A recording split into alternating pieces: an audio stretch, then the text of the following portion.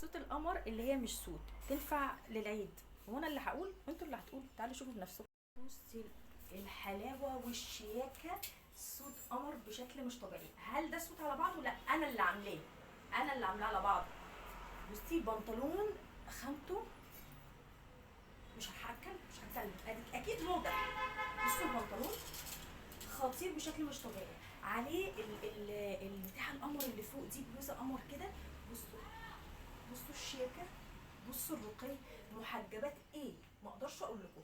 لبستها على الشوز دي والشنطه دي عشان ادي طابع مختلف او لون مختلف كده للاوتفيت، لان انا لابسه كل الرصاصي بدرجاته، ولبست النضاره زي الشنطه والشوز.